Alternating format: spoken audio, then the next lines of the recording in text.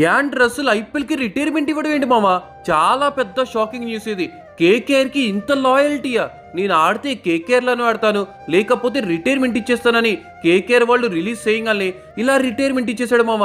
ఇంకా and Russell demand ఎలా ఉందో మీకు తెలుసు. ఐపీఎల్ 2026లో ఎస్ఆర్హెచ్ వాళ్ళు మాకు కావాలంటే మాకు కావాలి, 300 కొట్టాలన్నా, ట్రాఫీ కొట్టాలన్నా యాండ్ రసల్ రావాల్సిందే అని అంటున్నారు ఎస్ఆర్హెచ్ ఫ్యాన్స్.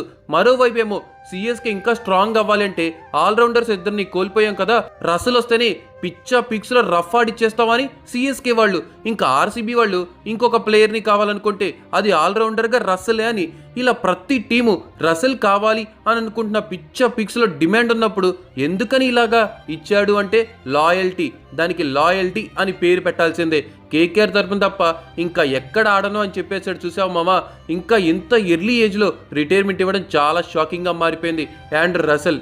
ఇలాగే ముంబై ఇండియన్స్ ప్లేయర్ కూడా చాలా ఎర్లీగా రిటైర్మెంట్ ఇచ్చేసాడు, అన్వాంటెడ్గా, అనవసరంగా. అతను ఎవరో జర మీరే కామెంట్ చేయండి. అతను కూడా వెస్టిండీస్ ప్లేయరే.